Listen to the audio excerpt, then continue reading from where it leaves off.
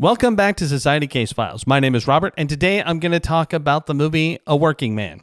If you like this kind of content and you want to see more, please subscribe to the channel and hit the notification bell. Otherwise, I'm going to dive right in.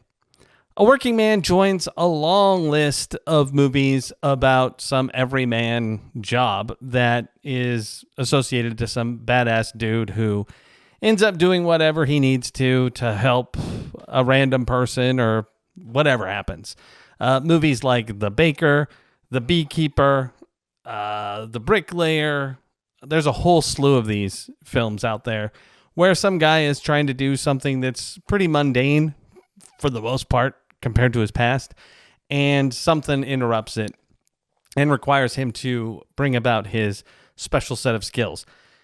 In A Working Man, we are going to tread the same territory that Taken did for the most part. The plot of the movie is pretty well elaborated in the trailer. The guy that Jason plays is working for a family.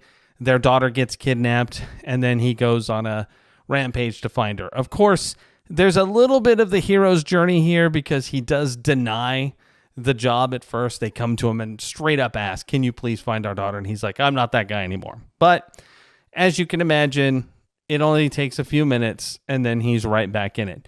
Now, to be fair, the movie is longer than I expected. It's 2 hours long.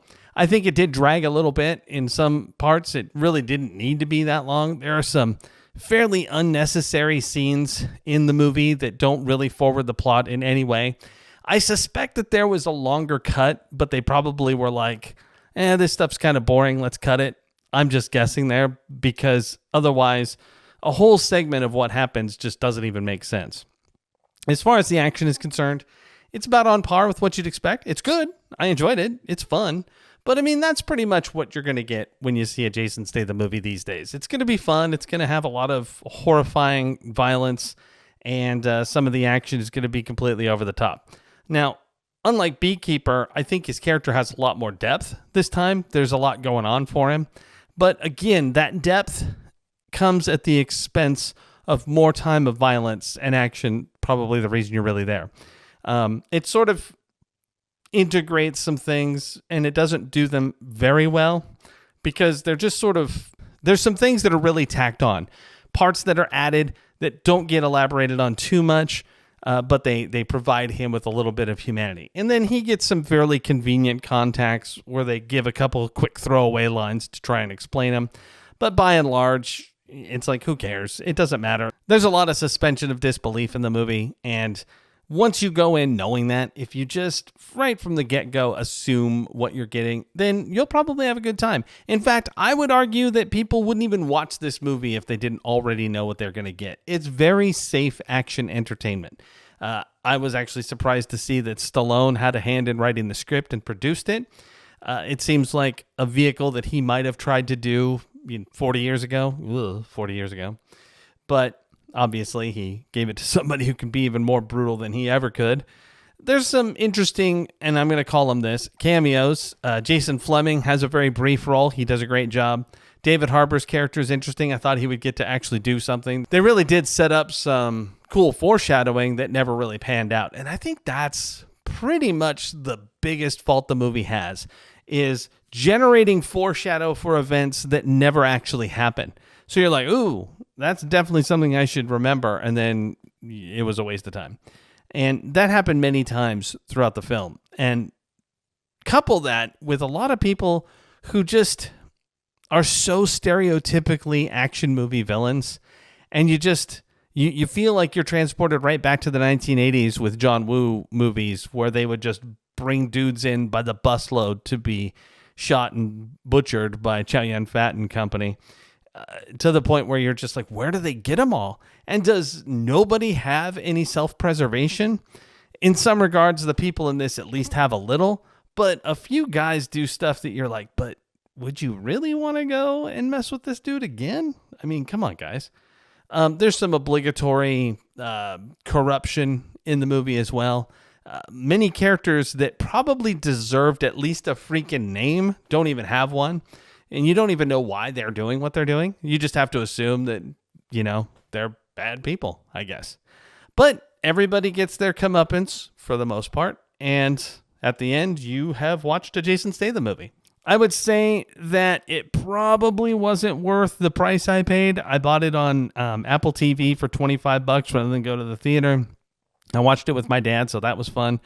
But I think that it was probably a movie that I could have waited to spend 15 or less on.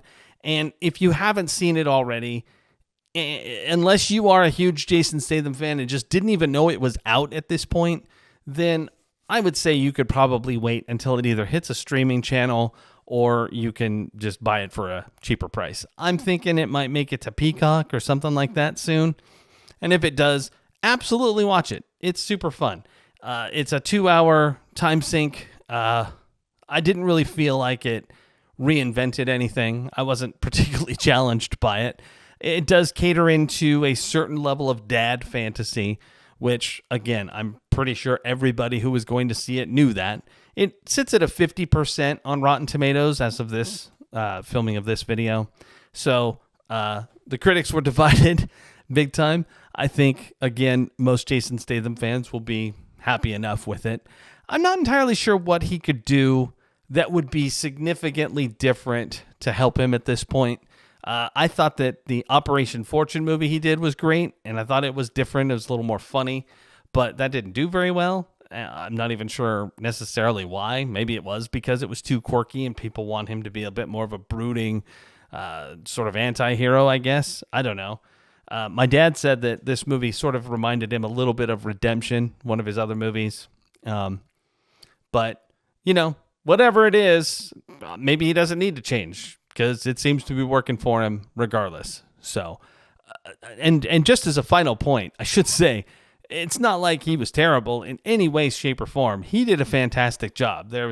He has a daughter in the movie. He was very warm, and it was believable. He was believable with his friend. When he was menacing, he really turned that up.